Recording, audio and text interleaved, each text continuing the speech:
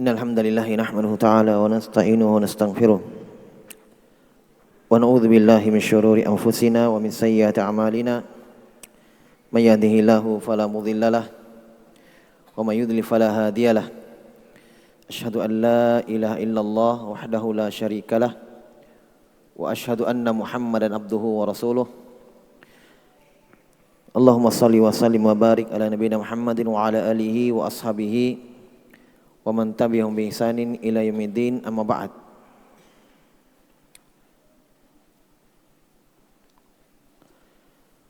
Ikhwan wal akhwat rahimani wa rahimakumullah. Alhamdulillah, kita bersyukur kepada Allah Subhanahu wa taala.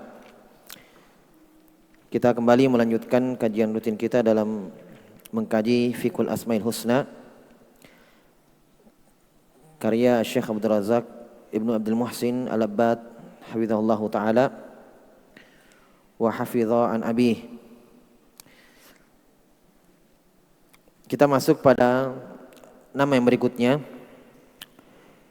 yaitu As-Samad. Nama Allah Subhanahu wa ta'ala As-Samadu. Beliau berkata di sini, wa qad warada hadzal ismu fi suratil Ikhlas. Telah datang penyebutan nama ini dalam surah Al-Ikhlas.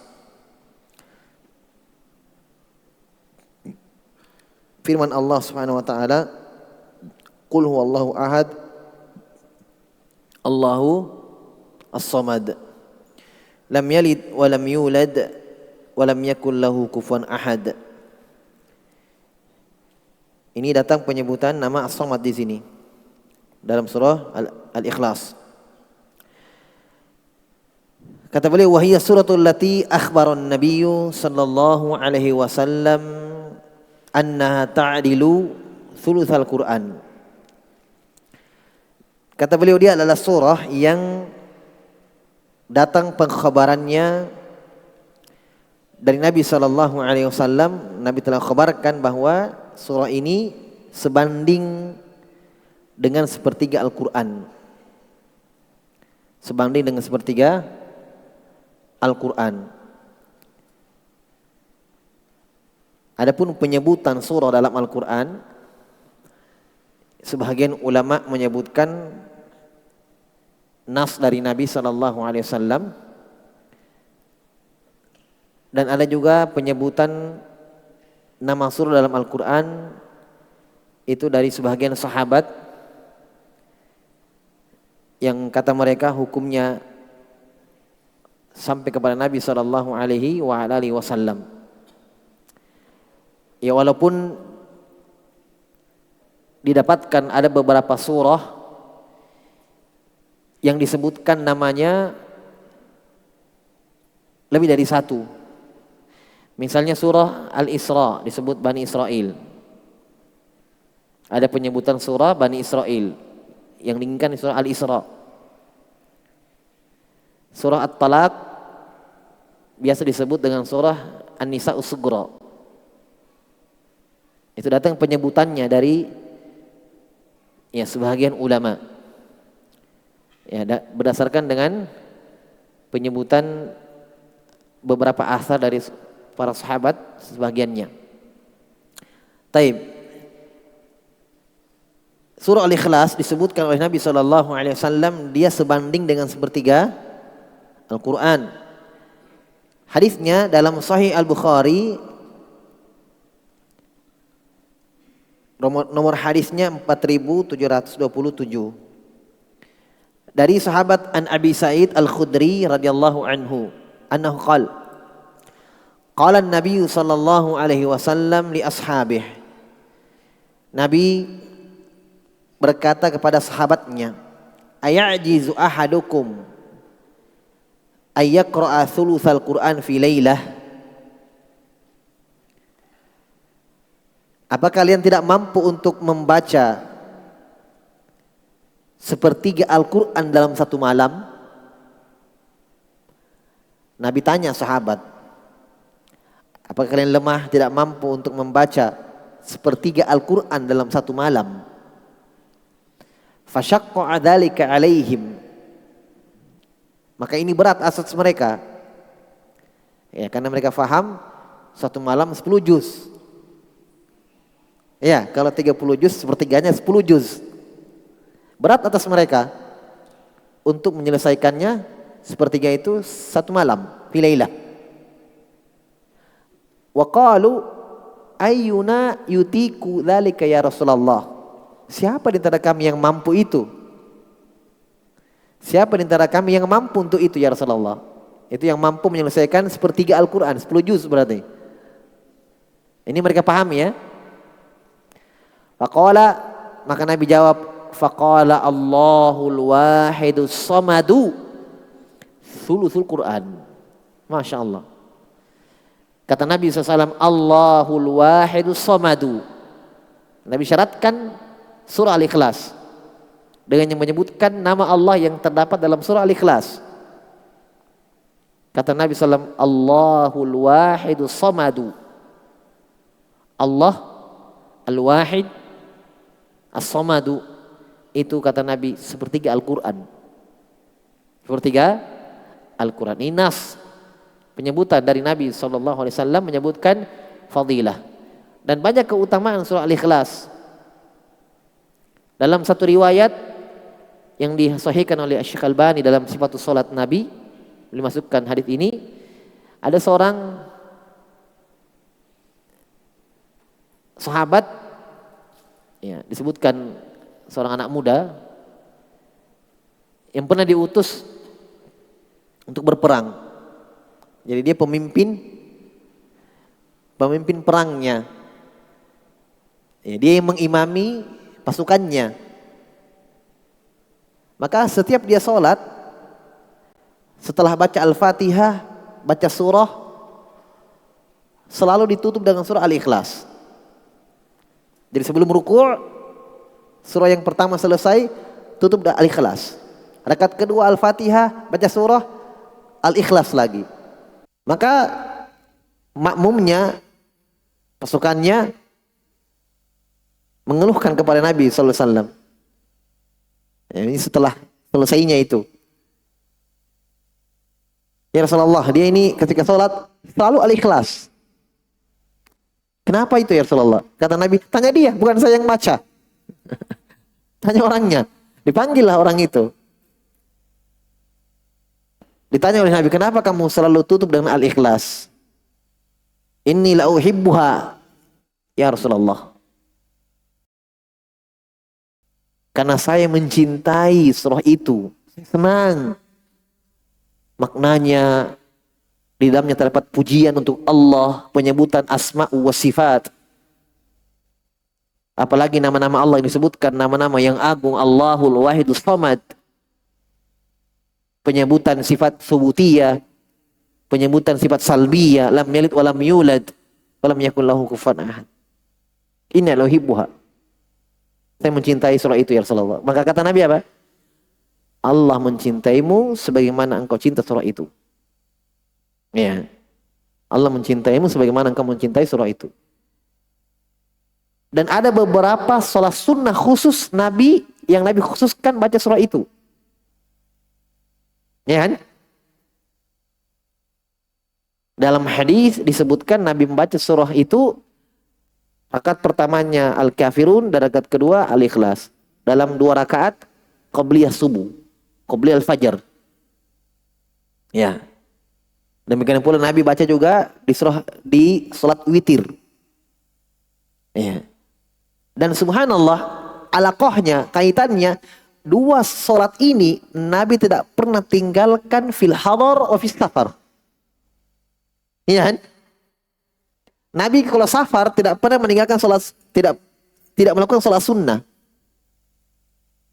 Ibnu Umar ditanya, kenapa tidak sholat sunnah? Kata Ibnu Umar, kalau saya mau sholat sunnah, mending saya sempurnakan 4 rakaat. Maksudnya yang 4 saja yang wajib dikurangi jadi 2. Kenapa harus kita sholat sunnah? Iya kan? Itu yang dia pahami dari ketika beliau menemani Nabi ketika safar. Jadi tidak ada riwayat dari sahabat Dari Nabi SAW, sholat sunnah ketika safar. Karena dikosor sholatnya. Paham ya? Dikosor sholatnya, dikurangi. Nah, ternyata ada sholat yang beliau lakukan, kecuali ini dua. Witir dan qobliyah fajar. Di situ surah-surah tertentu, surah Al-Kafirun dan surah Al-Ikhlas yang dibaca. Di witir dan sholat sunnah qobliyah fajar. Taib. Itu isyarat akan keutamaan ya. Surah Al-Ikhlas. Was-somadu. Nah, di dalam terdapat penyebutan nama as-somad. Apa makna somad? Somad maknanya kalau di dalam penerjemahan dalam komus ya bermakna yang mengatur. Ya, yang menahan, yang memberi. Dia bermakna rububiyah. Ya. Menguasai. Yang berkuasa untuk memberi, yang berkuasa untuk menahan, yang berkuasa untuk ya, meluaskan, melapangkan, menyempitkan dan seterusnya. Bermakna kuasanya Allah Subhanahu wa taala. Taib. Ini Syekh sebutkan. Somad maknanya as-sayyidul azim. Penguasa yang agung. Sayyid. Ya. Penguasa yang agung. Alladzi qad kamula fi ilmi. Yang sempurna ilmunya. Ya, kenapa dia berkuasa? Kenapa dia yang mengatur sendiri? Karena cuma dia yang sempurna ilmunya. Paham ya? Cuma dia yang sempurna penglihatannya dan pendengarannya. Sempurna hikmahnya. Nah. Langsung di sini Syekh sebutkan yang terkait dengan pengaturan itu. Ilmu. Seorang tidak mungkin mengatur, ya, lihat pada manusia, tidak mungkin mengatur sesuatu tanpa ilmu yang benar. Makanya pemimpin harus adil. Ya. Hakim harus berilmu. Karena memutuskan perkara. Kenapa dialah Allah As-Sayyid, penguasa yang mengatur alam ini? Karena dia yang sempurna ilmunya, hikmahnya. Lihat. Allah tempatkan di sini, Allah tempatkan di situ. Allah memposisikan seperti ini. Ya. Allah memposisikan seperti itu. Karena Allah tahu akibahnya. Awakibul umur, hasil akhir sesuatu itu Allah tahu. Ini kalau dibeginikan ini hasilnya. Ini kalau dibegitukan begini hasilnya. Kenapa? Allah Al-Hakim. Hikmahnya Allah Subhanahu wa ta'ala sempurna. Berbeda dengan makhluk. Laisa kamitslihi syai'. Makhluk luar biasa. Zuluman. Jahulan. Iya. Kafar. Haluan. Itu tabiat-tabiatnya makhluk dalam Al-Quran. Sifat-sifatnya. Jelas ya? Sempurna apa? Hilmuhu. Kelembutannya. Iya, hilm. Kalau manusia dikatakan hilm, dia tenang. Iya. Tidak tergesa-gesa. Betul-betul berpikir dengan teliti, itu hilm. Akhlaknya bagus, perangainya lembut, hilm. Nah, walillahil matsalul a'la.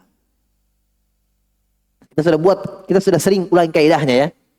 Semua sifat-sifat pujian, lihat, semua sifat-sifat pujian yang ada pada makhluk, maka pasti Allah lebih berhak disifatkan sifat itu untuk Allah. Sudah ya? Ini berulang-ulang, ini kaidah inti dalam memahami sifat-sifat Allah Subhanahu wa ta'ala. Kalau ditanya kenapa? Ya karena Allah yang berikan kepada makhluk. Allah yang berikan kepada makhluk. Ya. Tapi manusia seteliti-telitinya, iya kan? Bagaimanapun dia berusaha untuk tidak tergesa-gesa, namanya manusia salah. Iya kan? Allah lah. Allah Subhanahu wa taala dengan hikmah dan ilmunya memutuskan, menetapkan, menghukumi selalu benar. Kata Allah kepada nabinya, fasbir li hukmi rabbika fa innaka bi ayunina. Sabarlah engkau ya Muhammad terhadap hukum Rabbmu. Hukum ada dua, hukum syar'i, hukum kauni. Hukum syar'i, perintah dan larangannya. Kata Allah, ya Muhammad, sabarlah kamu terhadap hukum Rabbmu, perintahnya dan larangannya, sabar di situ. Laksanakan perintahnya, tinggalkan larangannya, sabar di situ, istiqomah di situ. Yang kedua, hukum kauni. Hukum kauni artinya apa? Ketentuan Allah yang pasti terjadi, takdirnya. Sabarlah kamu di situ. Paham? Jadi Allah memerintahkan ini dan melarang itu. Ya, itu hukum Allah. Allah yang putuskan, Allah yang tetapkan. Dan semua itu baik. Semua benar. Kenapa? Allah Al-Hakim. Hilm. Ya. Tidak ada yang keliru dalam hukumnya. Paham ya? Tidak ada yang keliru dalam hukum Allah Subhanahu wa taala. Pasti benar. Wa qudratuhu wa izzatuh. Sempurna kemampuannya. Nah, makanya Allah penguasa, Sayyid. Ya, Allah yang berkuasa karena sempurna kemampuannya. Sempurna izzahnya. Tidak mungkin dia berkuasa mengatur, memberikan, menahan, menyempitkan, meluaskan, melapangkan. Kalau Allah tidak memiliki izzah, keperkasaan, menundukkan segalanya. Walillahil izzatu. Taib. Wa 'azamatuh. Sempurna keagungannya. Wa jami'u sifatihi, dan seluruh sifat-sifatnya. Hanya yang Syekh sebutkan tadi yang terkait dulu dengan kekuasaan itu sendiri. Iya. Yang terkait dulu dengan ketika Allah dikatakan dialah yang berkuasa untuk mengatur segala alam ini, makhluk ini. Nah, baru beliau katakan dan sempurna semua sifat-sifatnya Allah. Itu semua makna somat, ikhwan. Itu tadi kita sebutkan, kan Allah sempurna ilmunya, itulah somat. Jadi kalau mau definisikan somat terlalu panjang. Lihat, maknanya somat panjang sekali, berapa paragraf ini. Dari atas sampai ke bawah, somat semuanya. Wajar ketika surah Al-Ikhlas dikatakan seperti Al-Quran. Di dalamnya penyebutan as-somat luar biasa. Makanya sebagian ulama ada yang mengatakan somat min ismillahil a'zam, nama Allah yang agung.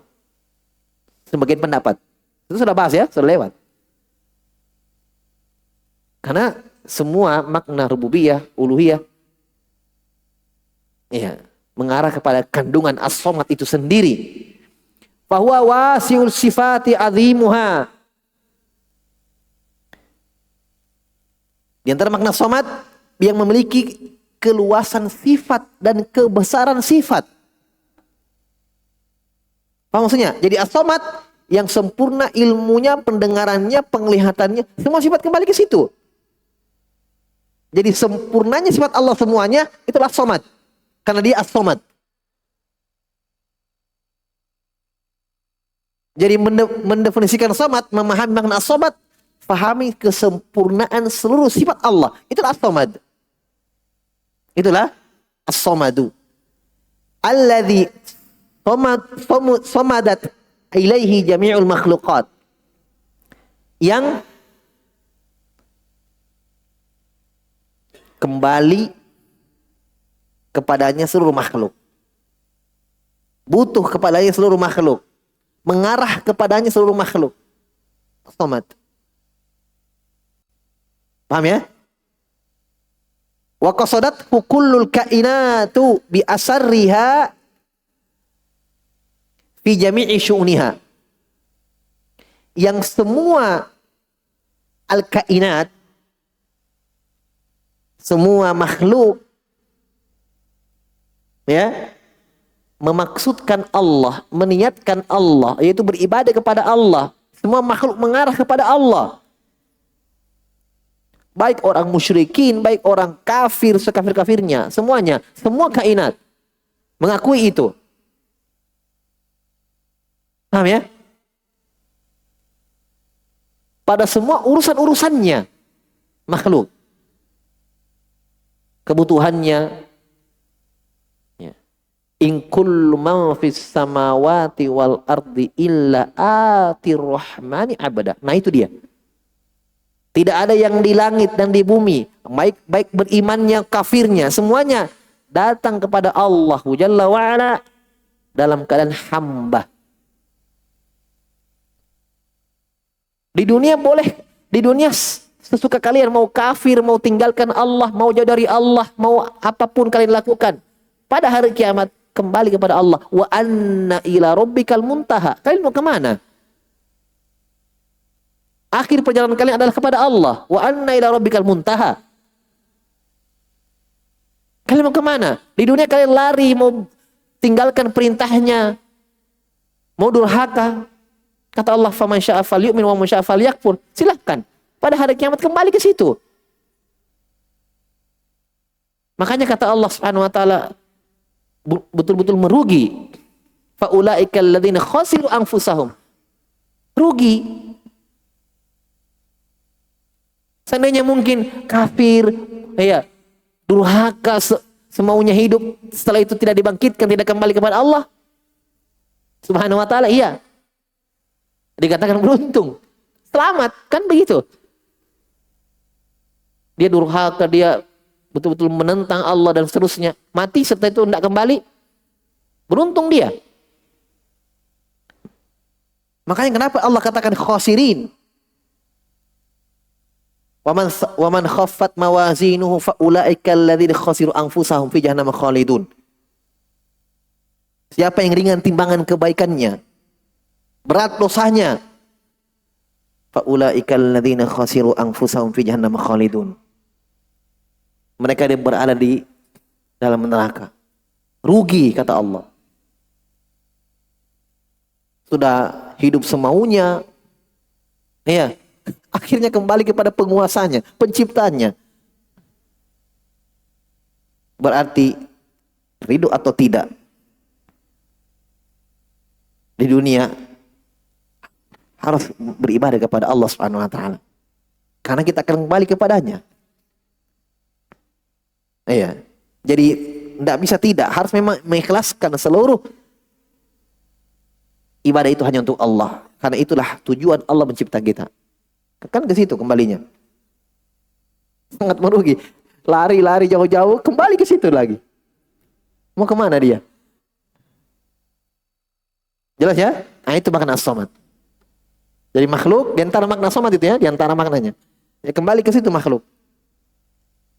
Ya, kalau kita kaitkan dengan yang tadi, iya, kembali kepada Allah semua karena Allah penguasanya makhluk.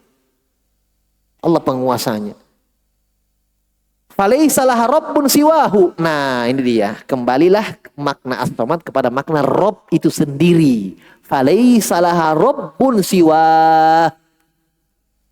Tidak ada untuk makhluk itu semua penguasa selain Allah.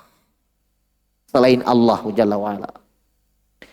Wala maksudun ghairuhu taksuruhu wa taljau ilaihi fi islahi umuriha ay diniyah wa fi islahil umuriha dunyawiyah. Tidak ada yang dimaksudkan, tidak ada yang dituju selain Allah Subhanahu wa taala.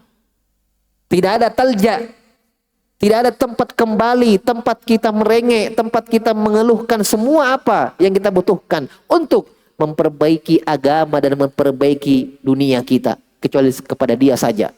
Kepada siapa lagi? Kepada orang-orang soleh, kepada orang yang sudah meninggal, mereka pun kembali kepada Allah. Kepada siapa? Meminta, apalagi dia sudah meninggal pula.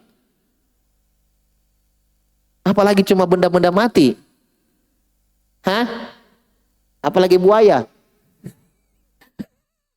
Hah? Sembarang. Iya.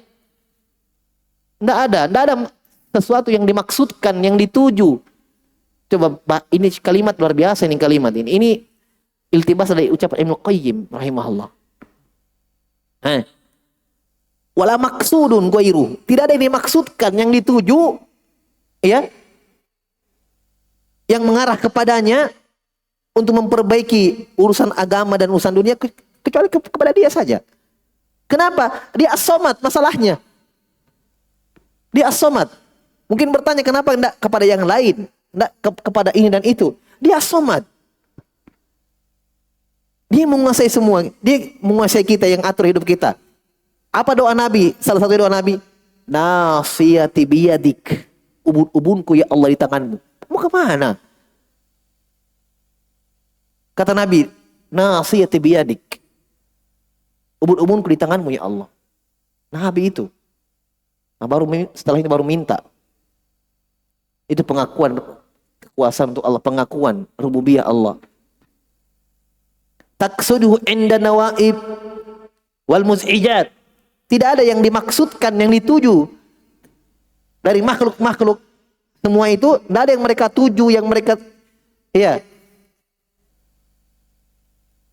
arahkan kepada sesuatu itu ketika terjadi nawaib, kesulitan dan mus'ijat, perkara yang menyakitkan, perkara yang menyulitkan. Kepada siapa? Orang musyrikin saja menyembah berhala, menyembah matahari, menyembah ini dan itu. Pas lagi susah, mau kemana? Iya kan? Sama Allah juga. Itulah makna as-somad, ikhwan. Coba dalami baik-baik itu. Itu makna as-somad. Makna as-somad tadi dari atas, makhluk kembali kepada dia. Gitu. Terpaksa atau tidak? Kalian ingkar atau tidak? Ridho atau terpaksa ke situ? Itu makna as-somad. Nanti akan dikuatkan dengan ucapan Ibn Abbas. Ucapan Ibn Abbas nanti dikendalikan mirip dengan ini. Penafsiran Ibn Abbas sendiri langsung tentang as-somad, mirip dengan ini. Jelas? Wa tadarru'a ilaihi idza asabat hasyada'id wal qurbat. Tidak ada tempat, tidak ada sesuatu yang mereka tadarru', merendah kepadanya ketika mereka tertimpa musibah dan kesulitan. Kepada siapa makhluk mau mengeluh? Oh, boleh dia kafir, dia pas gempa, pas langsung Allahu Akbar, Allahu Akbar. Mau siapa kamu sebut? Iya kan? Mungkin sebelumnya gempa, sebelum musibah, tidak pernah berzikir itu orang. Tidak pernah ingat Allah di depan matanya. Keras hatimu, jamaah, keras. Kau tidak sebut Allah. Di depan matanya naik air meluap. Langsung. Ada yang bersyahadat, ada yang pokoknya nama Allah disebut. Ya kan? Itu keluar fitrahnya itu langsung. Jelas ya? Wa tastagitsu bihi idza massat hal masaib wal masyaqqat. Dan tidak ada tempat yang, tidak ada sesuatu yang tastagitsu bihi, yang makhluk itu beristighosah kepadanya. Tahu istighosah? Meminta pertolongan dalam keadaan gawat, darurat. Itu istighosah. Nah, makhluk kalau sedang sulit-sulitnya, sedang terhimpitnya, Allah yang disebut. Allah yang dia minta dalam kesulitannya dia. Itulah makna as-somad. Li'annaha ta'lamu anna 'indahu hajatuha. Li'annaha ta'lamu anna 'indahu hajatiha.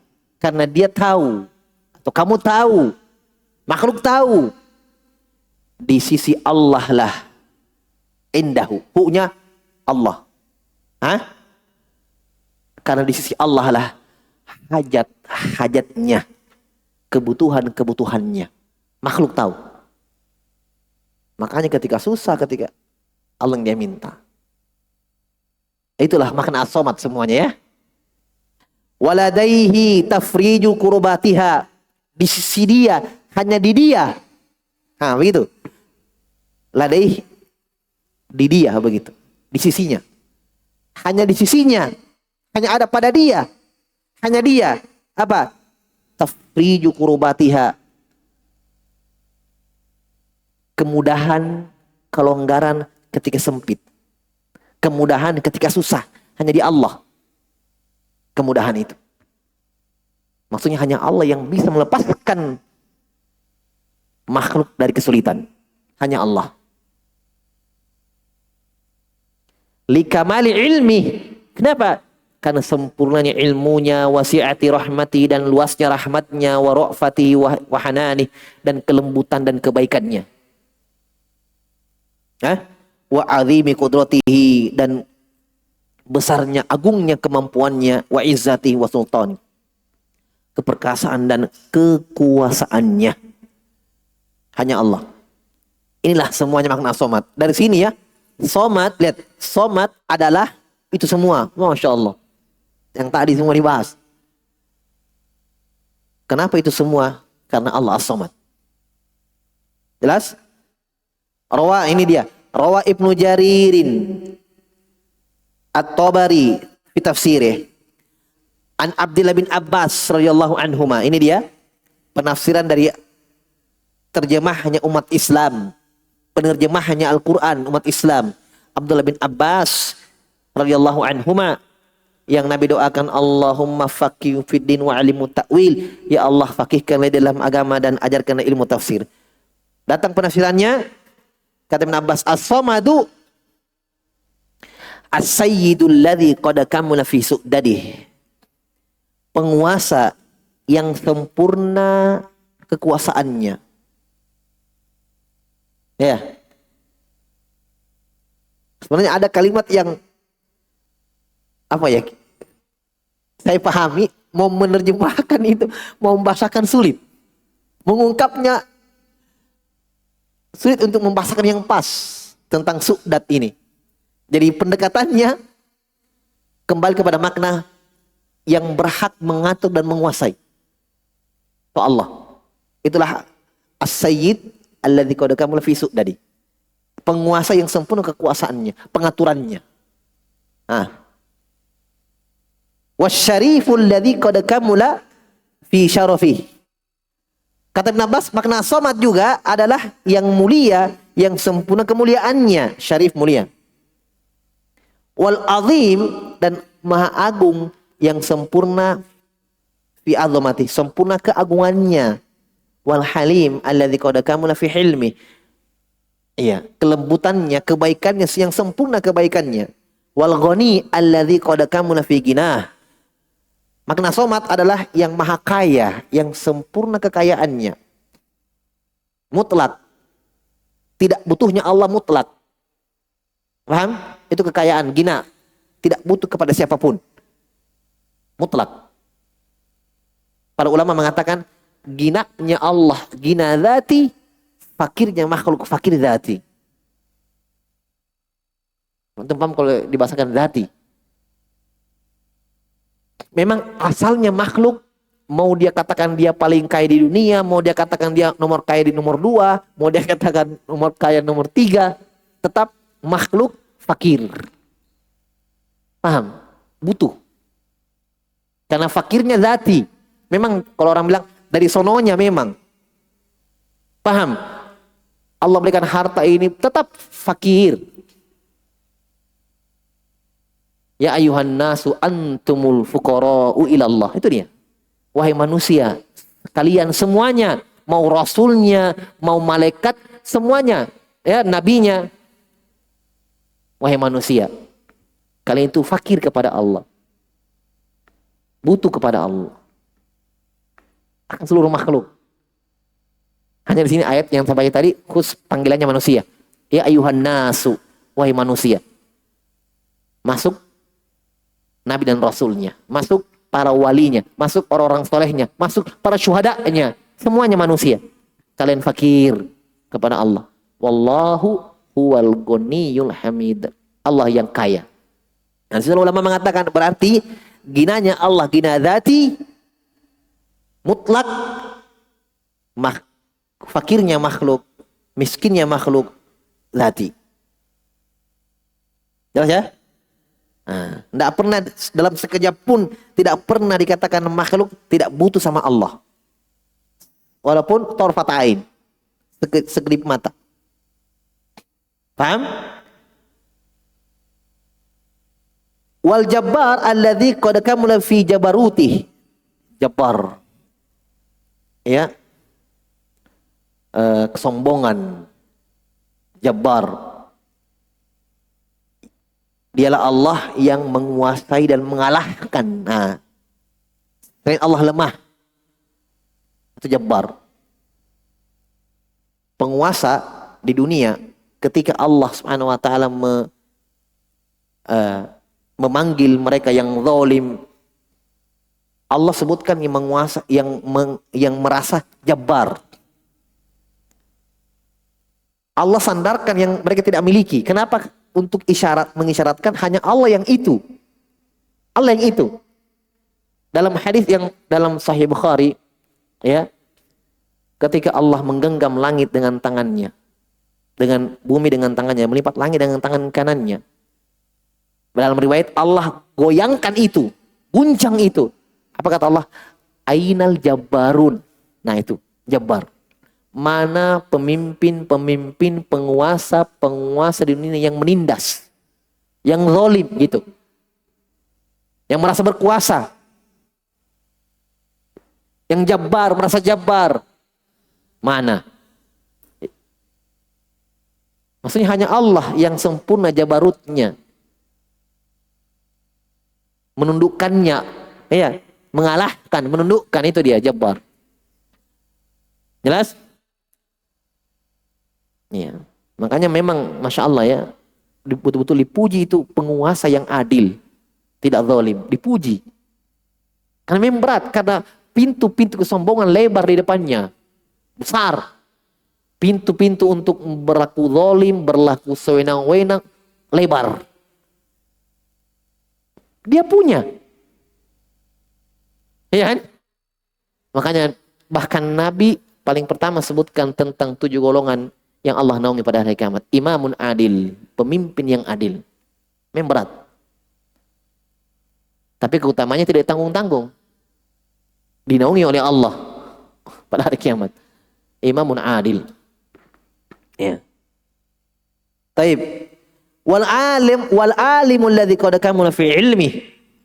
Alim berilmu yang sempurna ilmunya. Wal hakimul ladzi qad kamula fi hikmatihi. Hakim, bijaksana, ya, maha benar pada segala ketentuannya, itu hakim. Sempurna dalam mencipta dan mengatur, itu hakim. Wa huwa alladzi qad kamula fi anwa'i syaraf wa su'dad. Dialah Allah yang sempurna pada setiap bentuk-bentuk kemuliaan, jenis-jenis kemuliaan, sifat-sifatnya. Ya. Wa huwallahu subhanahu hadhi sifatuhu la tambagi illalah. Dialah, kata Ibn Abbas, inilah Allah. Dialah Allahu Jalla wa Ala. Iya, dialah Allahu Jalla wa Ala yang tidak ada yang memiliki perkara itu kecuali Dia. Iya, tidak ada yang memiliki perkara itu, la tambagi, sifat itu tidak bisa dimiliki kecuali untuk Allah. Maksudnya tidak bisa bersifat dengan sifat-sifat itu semua tadi kecuali Allah Subhanahu wa taala. Taib. Wa huwa yufidu anna hadzal ismal azim min jumlati asma'illahil husna. Ini terakhir ya. Kata beliau,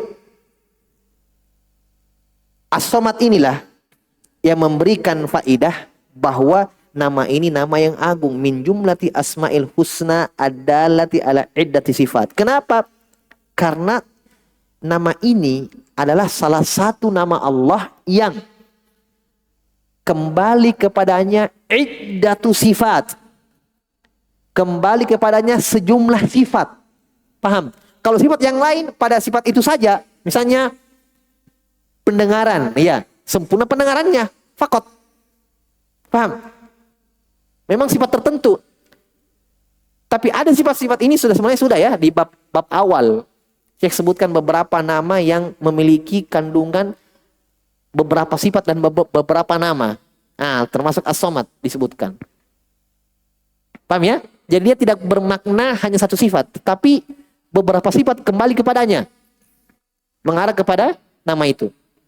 La ala ma'nan mufrad. La ala makna mufrad.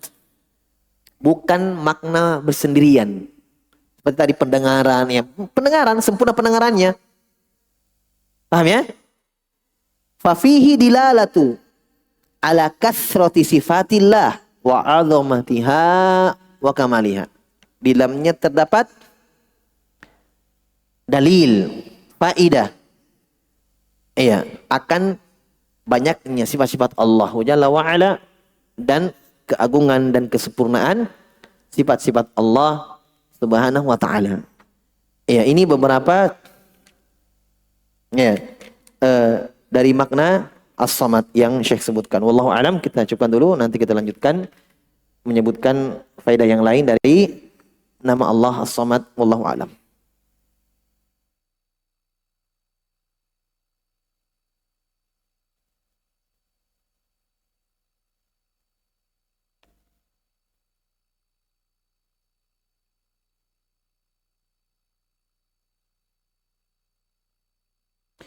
Saya pernah baca tulisan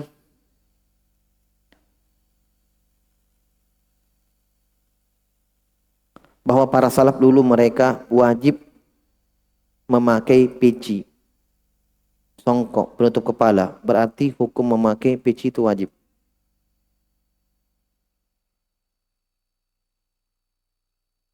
Dalam salat ya? Tidak. Aqallu syai paling mentoknya,